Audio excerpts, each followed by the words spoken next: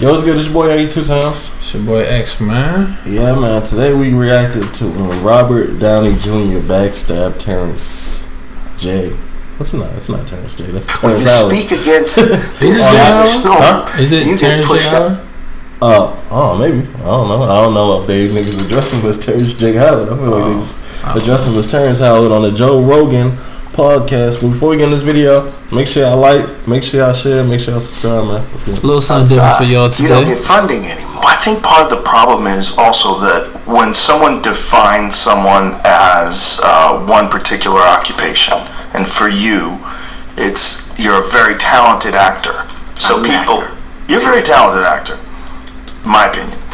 And so people think of you in that way, and so there's no way he's awesome at something else too. Yeah, well, a lot of that happened, like you said, the guy that interviewed you for Rolling Stone. Yeah, Eric. I invited him into my home for 2 days, and I walked him through all of these things, but he had an agenda at Rolling Stone. They didn't say Terrence Howard has discovered this, that, and the other. They said Terrence Howard, a very dangerous mind. So you put that kind of... Did they mean that in a complimentary way? I didn't read the article, so I can't tell you. It wasn't taken in a complimentary way. So they thought you were crazy. They took it as crazy. Right. And he tells you that I had something serious, but to everyone else, I want to take you guys to something where, you remember Nikola Tesla said, What's he doing with the little stuff? Because it's got distracted.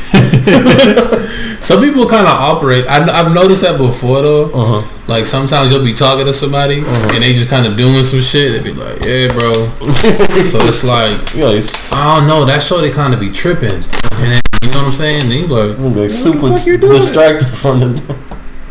People that be thinking different. Mankind understood the magnificence of the numbers 3, 6, and 9. He would have the keys to the secrets of the universe. If you go to the linchpins bonding. Can I bring you back to the Rolling Stone thing though, before you kind of abandoned it? I think. No, I'm going to show you. Okay. I'll show you an on agenda. that. They had an agenda. Yeah. Because remember, at the same time, they were calling me a wife beater and all of those things. And then I put out the video showing what that same woman that had painted in a black eye, those pictures weren't made at the police station or at the hospital. She took those pictures herself, and she was blackmailing me for years because I had when we met,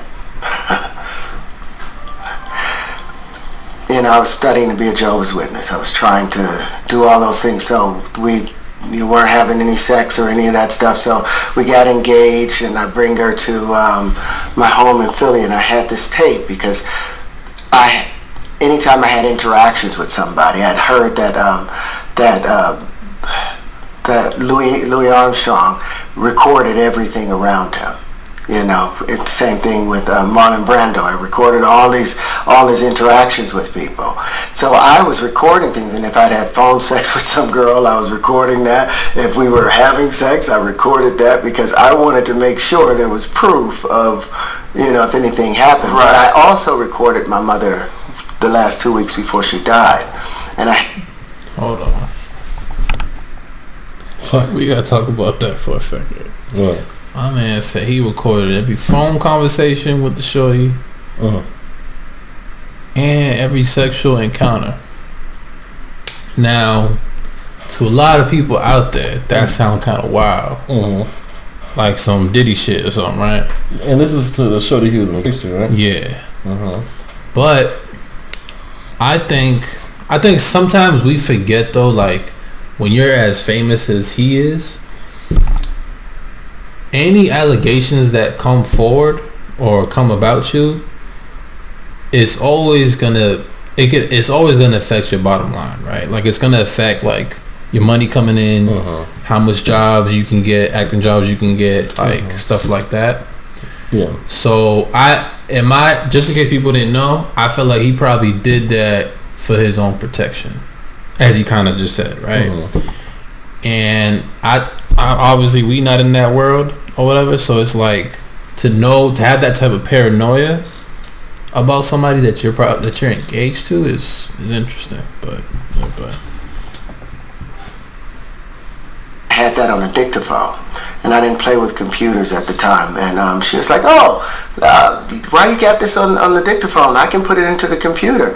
I was like, oh, great. And we could keep it forever. Wonderful. You're so wonderful. I go downstairs. I'm cooking some greens. 2 hours later, I come upstairs. All of my dictaphones from the last 15 years, she has downloaded into her computer. And then she's like, I was like, no, those are my private things. Oh, no, it's okay. I can just hit delete. And so I was like, okay, great. And then 3 months later, when I tried to break up with her because we had no sexual, there was no chemistry sexually, she was like, you think I erased those things? I kept those. And I know what you've done. And she started with the blackmail. And all I really wanted back was my mother's tape. Where she told me, I know you're going to be okay, Terry. I always knew you were going to be okay. I just wanted my mother's voice back. I paid her whatever money she wanted. She destroyed that. She destroyed my name. But like I said, I thought that was a death blow. But that's what took me back when I had nothing. That's what took me back to this. And that greater being started showing up again. And you think if that had not happened, you probably would have gone further and further down the world of acting, and you would have abandoned this. Oh my goodness, I had, I was doing Iron Man. Yeah. Out of nowhere, that gets taken away. We did a 3-picture deal with Marvel. A 3-picture deal. $4.5 million for the first one, 7.5 to 8 million for the second one, 12 million for the third. We signed it. They come back to me the week that my mother dies, and they called my agent Charles King he was at William Morris at the time, and they said, yeah, we want Terrence, but we want to come back for $1 million instead of the 8 million that we had agreed to. Don't this feel like this should be on Club Shay Shay? Yeah, probably. I just started thinking about it. I'm like, on there? Terrence J? Yeah. I don't think so. I felt like you was on there. I don't know. But damn, that's a lot to go through though. Like, you think it was just the mom stuff though that he wanted back, or was something else? Shit, who knows? Could have been more. I feel like, if he got recordings for 15 years, I would assume he just want those back just because he's had them for so long. You know what I'm saying? But especially if he had the last 2 weeks he spoke to his mother, of course you would want that back. Yeah. But damn, you can't even break up with these shorty. They start doing something like that. And my agent had an emotional reaction to a business decision, and he said, F you, and hung up the phone. Well, immediately they go to Don Cheeto. But instead of just doing that, they had to spin, he was terrible on set and all of these things, and went through all this stuff. And I'm calling Robert Downey Jr. I'm calling him because when I was doing the Brave one with Jodie Foster, Susan Downey was a producer with Joe Silver. She comes over to my trailer and she's like, wow, it's so amazing.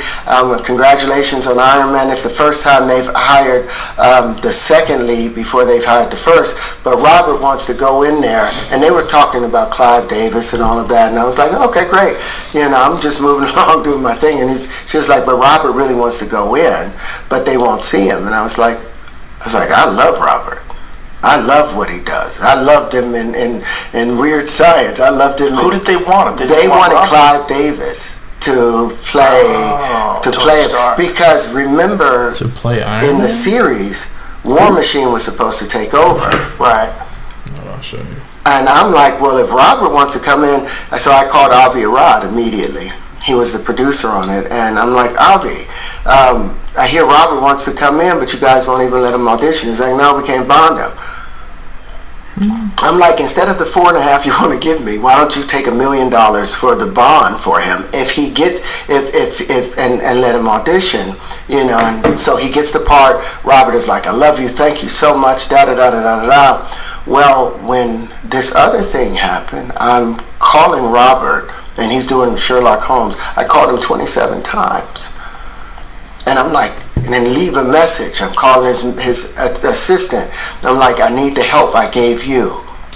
I didn't hear from him until 3 years later. I bumped into him at Brian Grazier's wedding. And then, but at that time I'd had Empire or whatever, and I came back, and he was like, oh, but everything worked out for you. And, you know, that broke me a little bit, but I know how hard Robert had it. Coming out of jail. Coming out of that jail.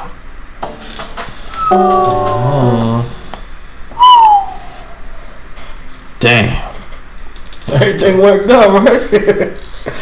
See, but not if he said it like that. Oh, but you good though, right? Like, I could see how that could make you feel away. Cause you really want to be like, you know what I'm saying? Yeah. But it did work out. It did work out for him at the end of the day. But I feel like if it did it, you know what I'm saying, more animosity. But man. Terrence Howell told his story, guys. What y'all think, man? Let us know what y'all think in the comments. Make sure y'all like, share, and subscribe, man.